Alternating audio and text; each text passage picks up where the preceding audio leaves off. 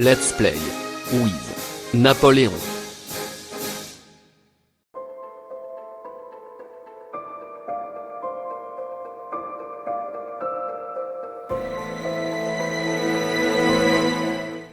Previously on Alan Wake, Alice has been kidnapped. Alan, please help me. Alice? You'll do exactly what I say if you ever want to see your wife again. I can't tell anyone except my agent Barry. Damn it, Barry, they'll kill her! You're my best friend, and I'm worried that you're not right in the head. The ransom is a manuscript I supposedly wrote that's coming true before my eyes. It happened just the way it was on that page. So dark. I have found only a few scattered pages. I want the entire manuscript. The deadline is in 2 days. I found Mr. Wake's pages. Good girl. How the hell did she get her hands on the manuscript anyway? I don't know. She's resourceful. I told you you were too hard on her. Listen, I found out all sorts of interesting stuff while I was digging around. Yeah. Mr. Wake, it's Sheriff Breaker.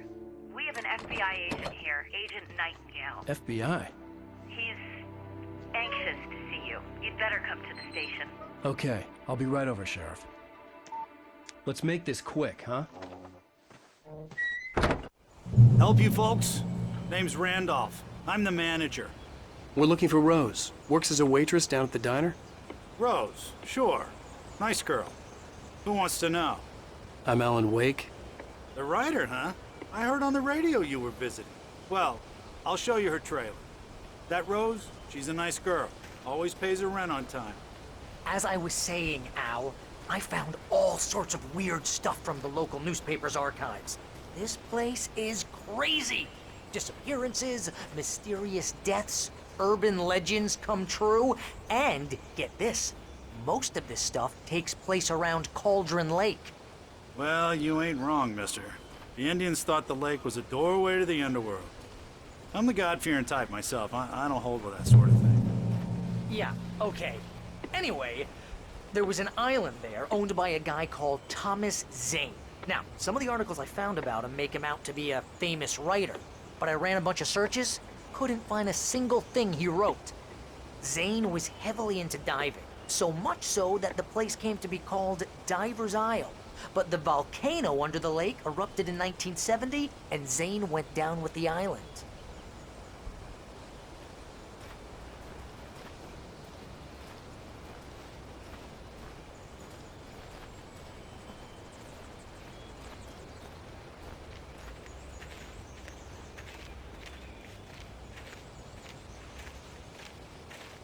Yeah, how about that? It was there in the morning, as if it had fallen from the sky. But it would take a tornado to lift something like that. We're damn lucky it didn't crush any of the trailers.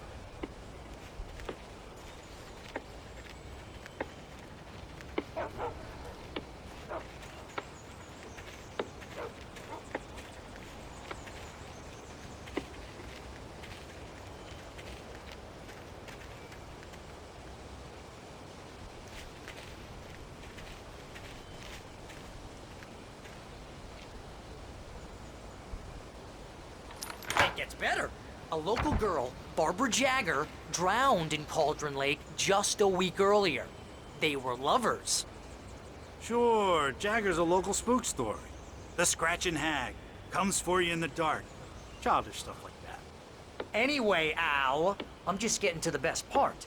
All of the articles about this stuff were written by Cynthia Weaver. I asked around, and she's that crazy bag lady you met. What, the lamp lady?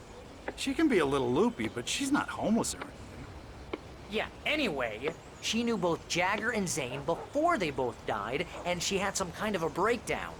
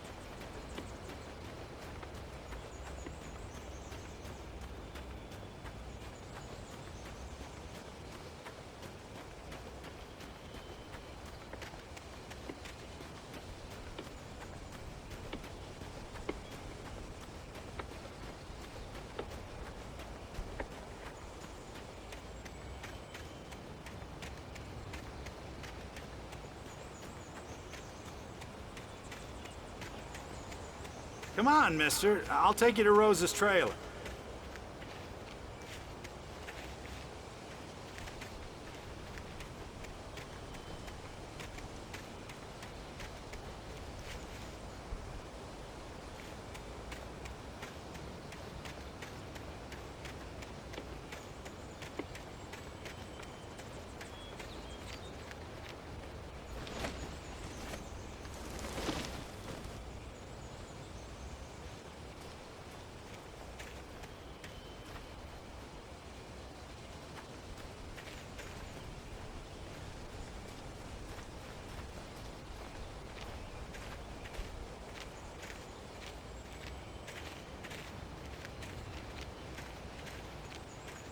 Well, mister, this here's Rose's trailer.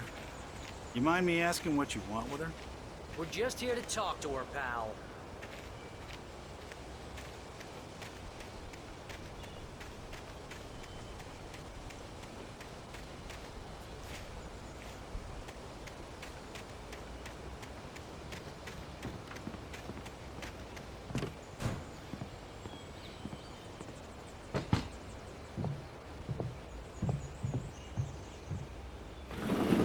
Welcome oh dear, Mr. Wake. I'm so glad you're here. Rose, you have my manuscript? Oh yes. Yes. Please, come in. Hey, this is really good. Rose, Yes, my manuscript. I really need it. I understand. I know what you need. A muse to inspire you. Oh, for Barry? She doesn't have anything. Yeah, hey, Al? Al, what's... Oh... Barry! What? What?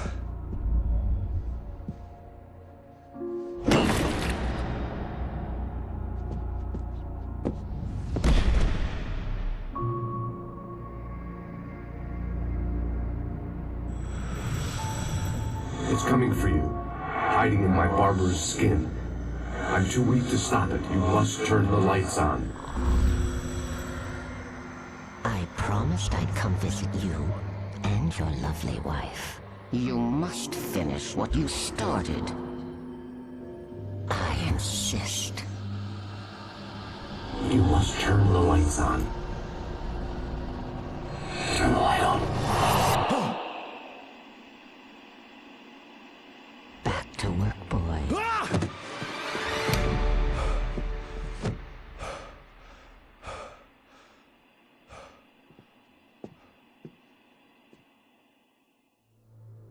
I felt nauseous, hungover. Only anger kept me going. I can't tell reality from dream anymore, but it seems I have an imaginary editor to help me. She's an old woman in a funeral dress. I call her Barbara Jagger. She's very strict. I'm writing faster and faster. My manuscript is being heavily revised. The edits are getting very aggressive, and each day there's less of me and more of her. I hate it, but I know she's right. She promises me I can save Alice this way. She knows more of this than I do. About the complex incantation I'm attempting. About this place. She's worked with another writer under similar circumstances, Thomas Zane. The genre of the story seems to be shifting. It's turning into a horror story. I'm getting close. I can feel it.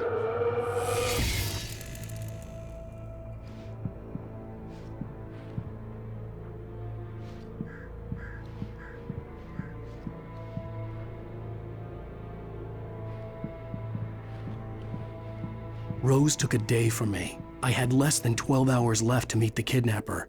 All I could do was get Barry into the car, work something out once I got on the road. Barry was out of it. He was way too heavy to carry. You're right. I deserve more money. I'm so handsome.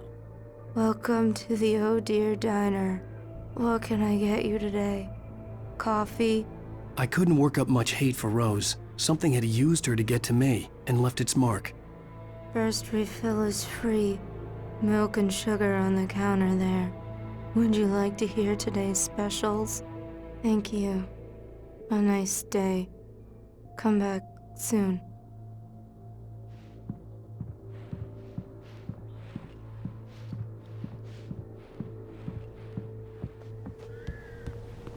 My gun and flashlight were gone. I'd have to find a way to get Barry into the car as quickly as possible. There was no time to waste. Mr. Randolph liked Rose. That little smile she had. How she was still sweet when life had tried so hard to make her bitter. It wasn't any of his business what she did in her trailer. But those strangers, the writer and his smart-ass sidekick, looked like trouble. And they'd been in there for hours, way past her normal bedtime. He reached for the phone and called the sheriff's station.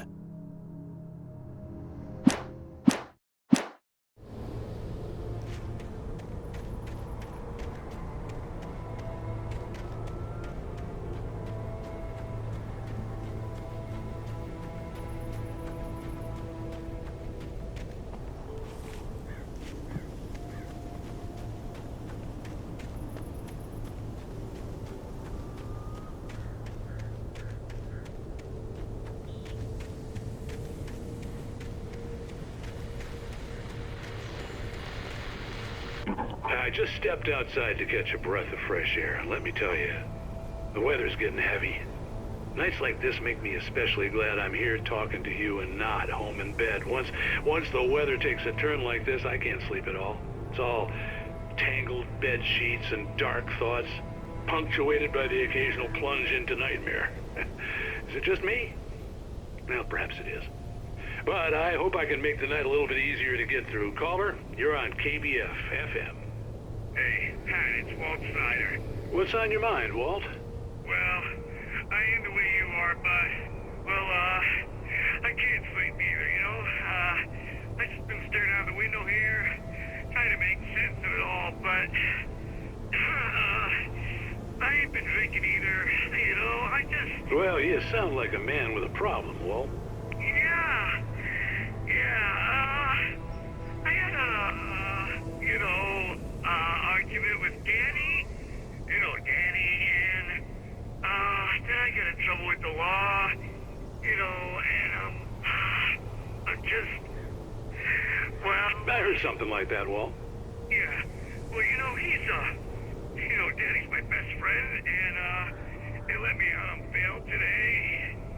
And now I'm just alone here at the window, you know, waiting. Man, and there's something in the air tonight, man. I was just outside looking up at the sky above our broadcast tower thinking the same thing. What are you waiting for, Walt? I don't know. You know, something's gonna happen. You know, I think I better go. Well, Walt, maybe... No, thanks, Pat. Well, good luck to you, Walt. Hang in there. Let's take a little break, folks. This weather's really something else, huh? How can I be sure that you will walk away? Why do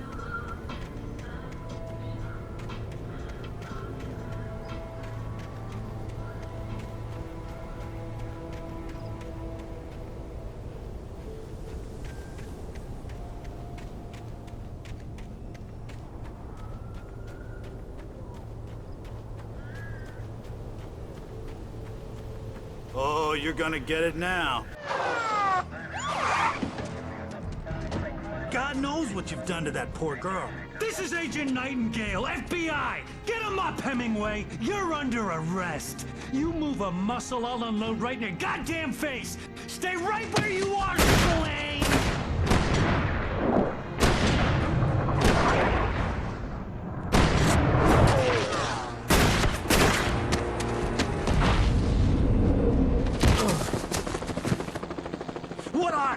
I'm standing right here, you goddamn maniac!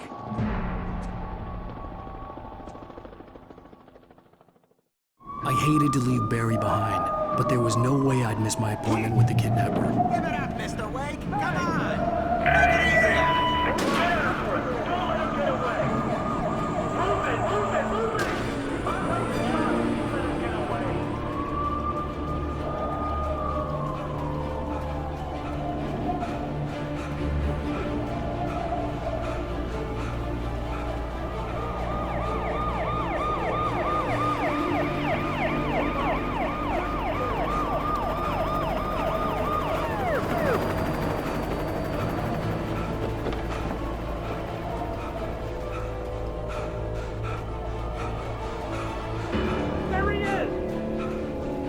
got the suspect in sight!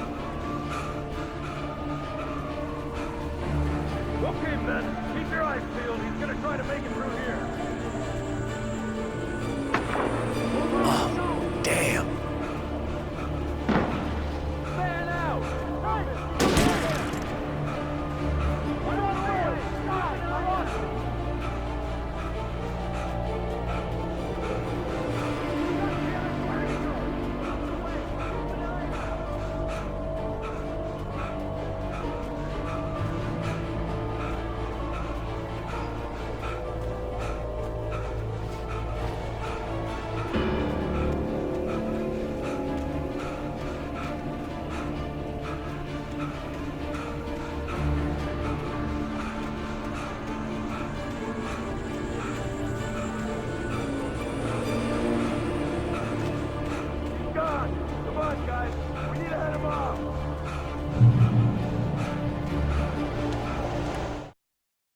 For decades, the darkness that wore Barbara Jagger's skin slept fitfully in the dark place that was its home and prison.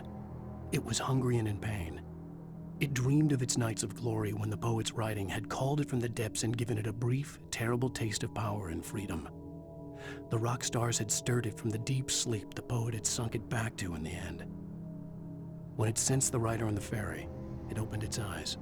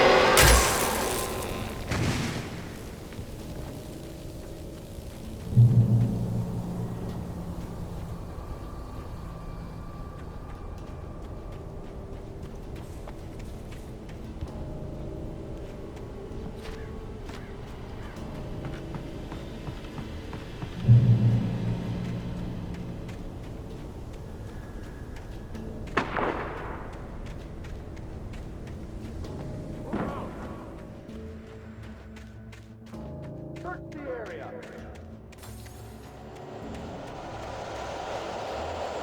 Stay sharp. This way. Over here.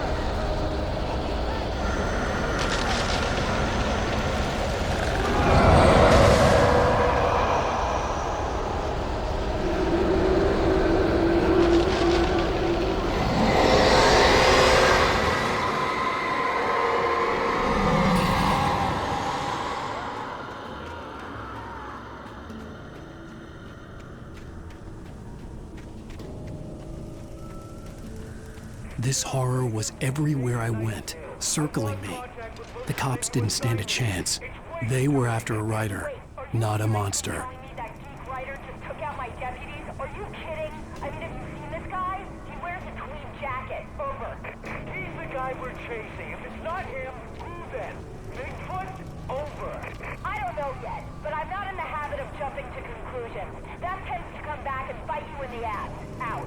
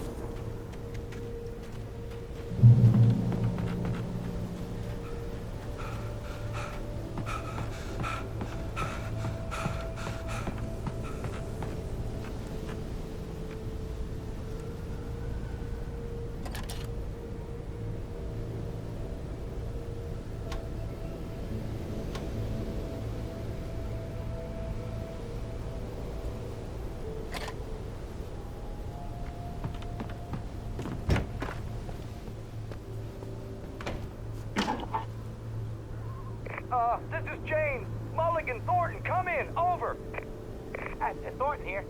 James, we got both Wheeler and Rose in custody.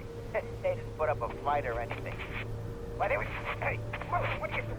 Come on! Sit down and give me that. Jane, Mulligan here. Over. Go ahead, Mulligan. Over. We got Wheeler and Rose here. Wheeler's drunk or hopped up on something. Speaking of which, that Fed had a pretty distinctive whiff of Otis Scotch about him, if you know what I mean. Over.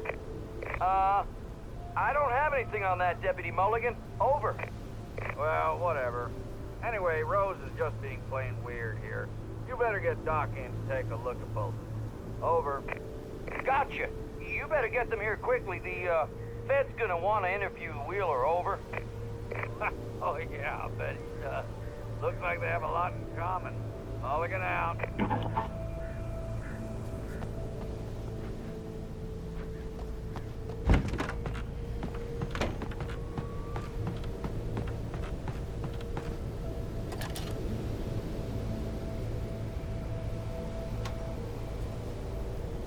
I could see the lights of the radio station in the distance.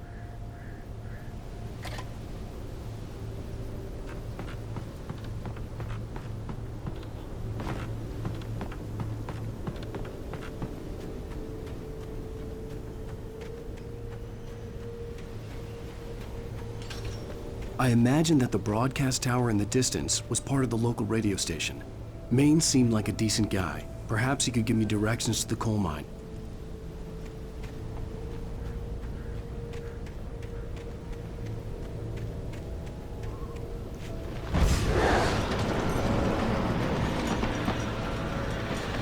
Unnatural shadows clung to the gate. The darkness that was after me was trying to stop me. I wouldn't get through without a light.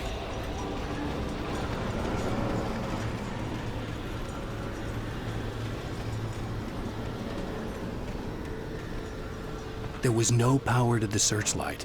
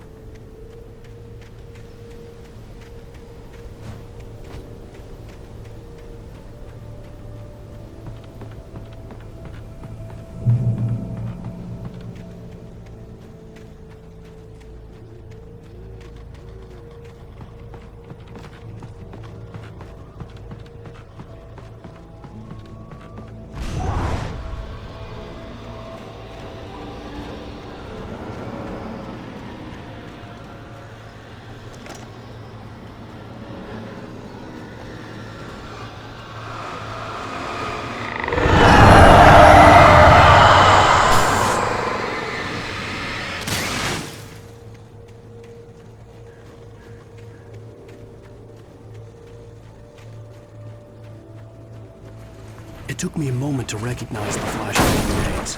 They were an ideal weapon for my situation. Team 1, come in. Over. Team 1, this is Sheriff Breaker. Report. Over. Team 2, come in. I need a report. Over.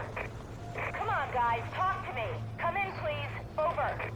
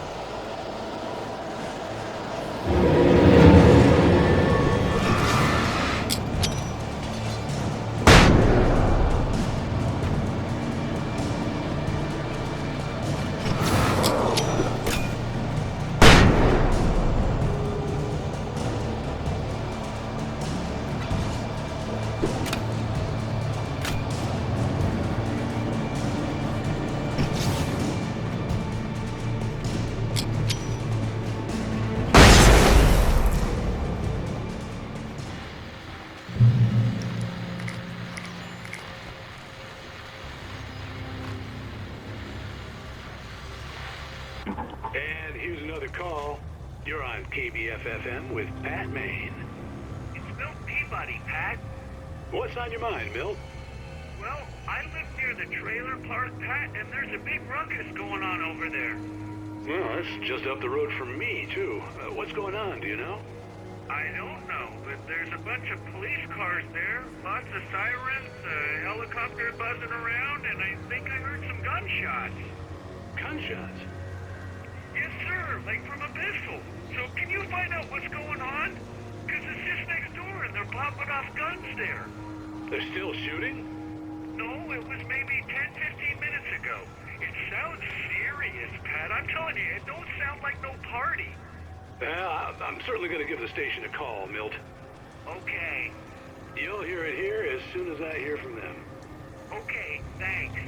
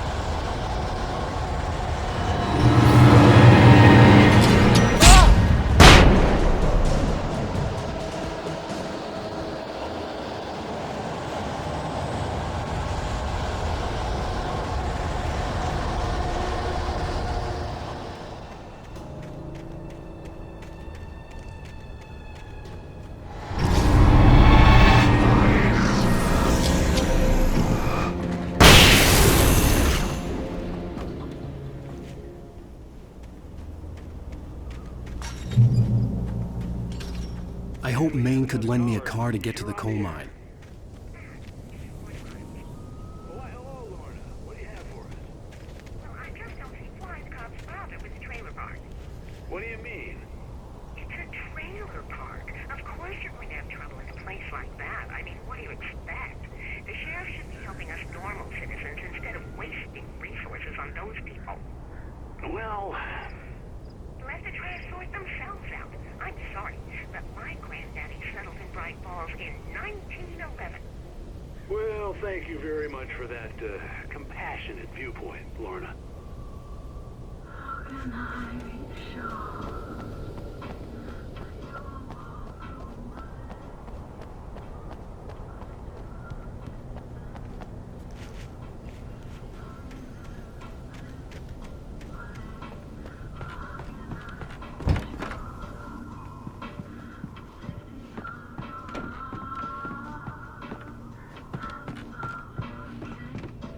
Oh, here's a little surprise. The famous writer Alan Wake just walked in. Folks, I'm going to see if I can talk him into an interview. Come on in, Mr. Wake. Oh, I'm so glad you could find the time to do this, Mr. Wake. Nowhere to run now, Dan Brown. You back away from me. Don't hurt. Whoa. Everyone calm down. Put the gun down. We're all friends here, right? Cool your jets, Nightingale. We got him. Judas Priest! What the hell's the matter with you? There's a civilian in there.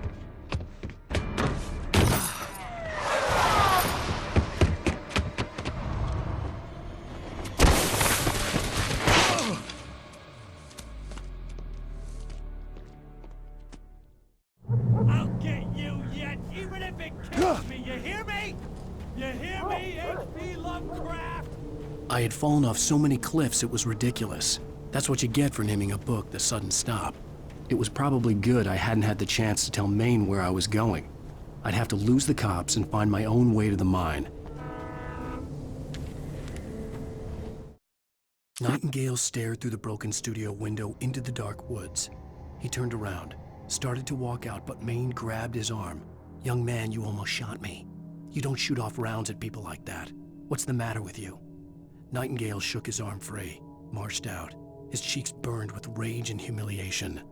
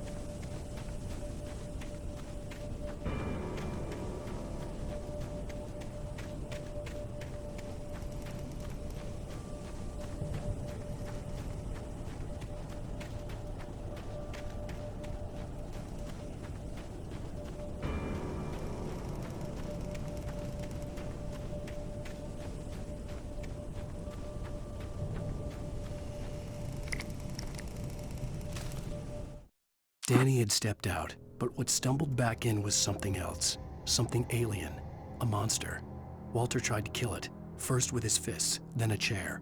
It wouldn't die. Instead, it kept coming, unaffected by the beating it had taken. After Walter managed to kick it down the cellar stairs, fear took over. He ran, got behind the wheel, gunned the engine. The booze wouldn't make him forget, but he knew he had to try.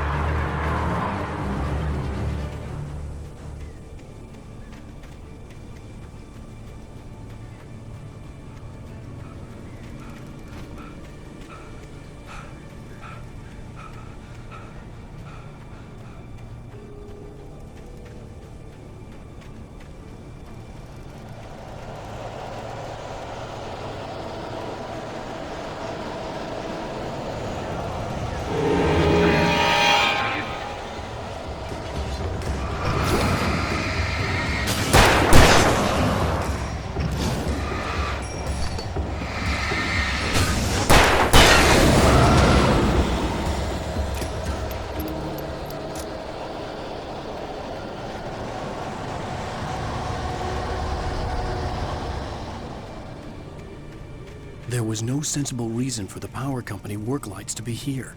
It was almost as if they'd been left for someone like me to use.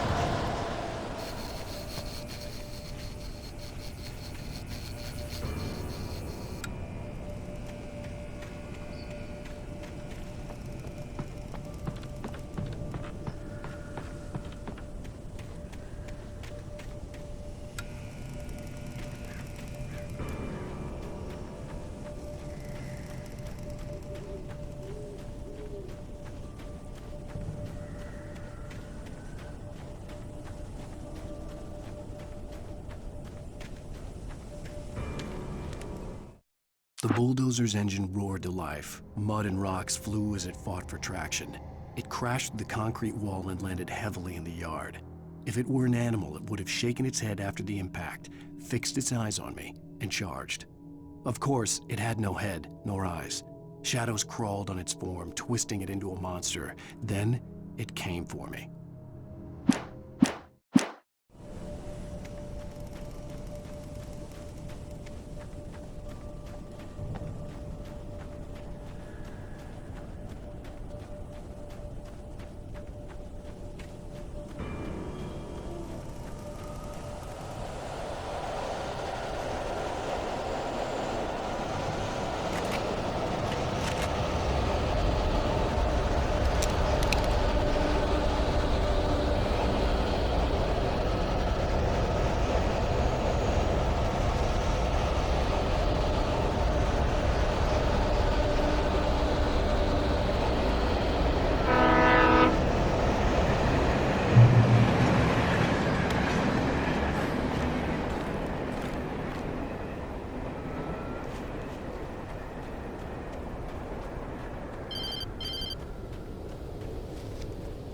Hello? The most stubborn man I've ever met. Alice? Alice? Alan, I'm so afraid. He keeps me in the dark. Please help me. I look at you, Alan, and it's not you. Something else. Looking out from behind your eyes. Alice, I'm here. I'm so alone here. It's all gonna go to hell. You need to be careful. Cooperate. The connection had been terrible, but that wasn't the only thing that hadn't been right with the call. She sounded wrong somehow, but she had called me.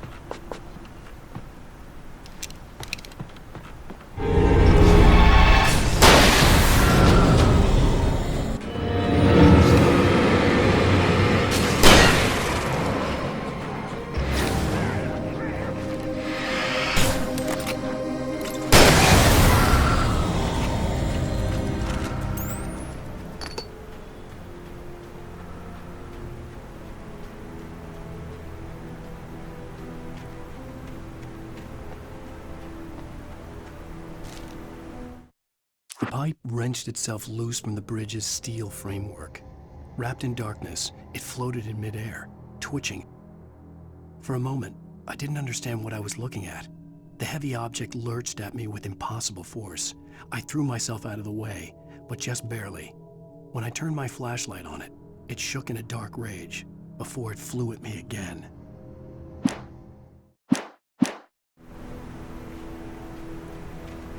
I could see a railway bridge up ahead and a warehouse of some sort on the opposite shore. I hoped I could find a car from there.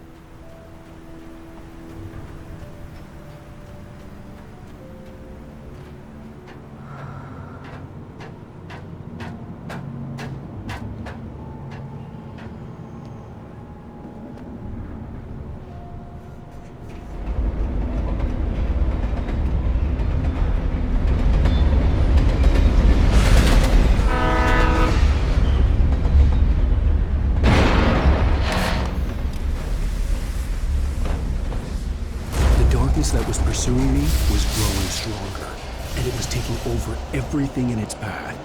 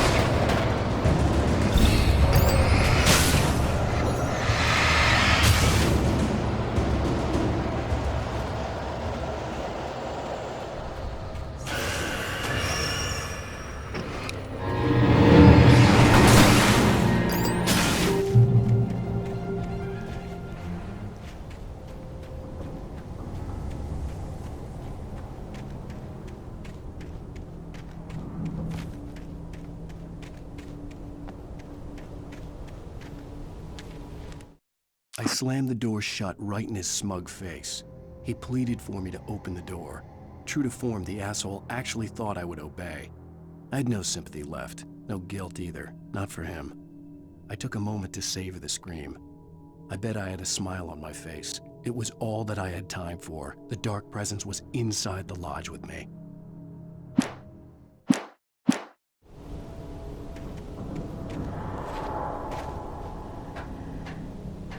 As a teenager, just starting to get interested in writing, Stephen King had been a source of inspiration to me. I thought about all the inanimate objects that had come to life in his books. No one is safe in a good horror story, certainly not the protagonist. That's what makes them fun. This was anything but. The darkness could possess anything, and it was getting closer.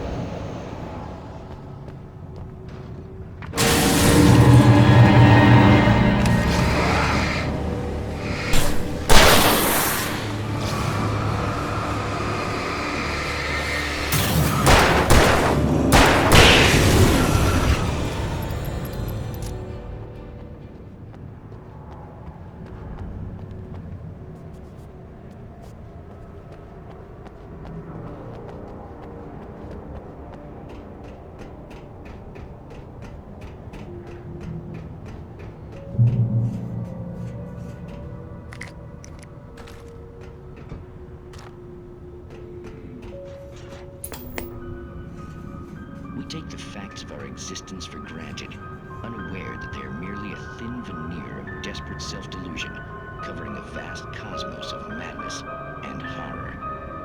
All too often, the stars are right. In Night Springs. Tonight's episode, A Family Occasion. Journalist Alvin Derleth's trip to study the local customs of an insular community in Night Springs has been less than successful. Until tonight. Well, I'm glad you changed your minds about this. Ancient customs, local mythology. My editor loves this kind of stuff. Well, Mr. Derleth, we don't want to feel like we're on exhibition. But you have demonstrated the seriousness of your intent. Oh, I am serious. Really, just do your thing. I'll stay out of your way and observe. Actually, I thought you could assist us. I'm afraid we are a man short. It would provide you with an intimate perspective. Could I really? Of course, Mr. Derleth. Well, I guess that's the least What would I have to do? Oh, here. Let me show you with a kiss.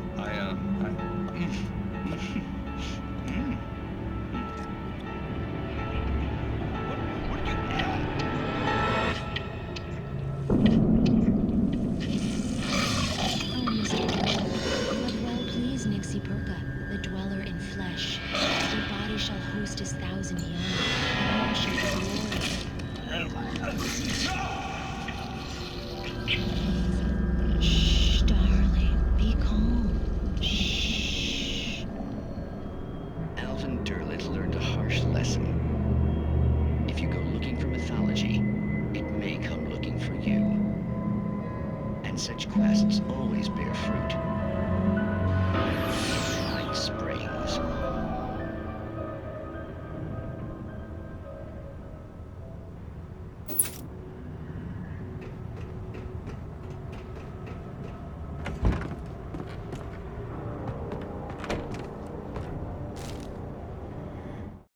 The darkness surged towards me, sucking everything loose from the ground into its depths, tugging at my clothes. I saw the flare the kidnapper had dropped and threw myself towards it just as I felt my feet leave the ground. The darkness embraced me with the force of a tornado. Somehow I managed to light the flare. The darkness roared and cast me away. I fell toward the dark waters of the lake far below.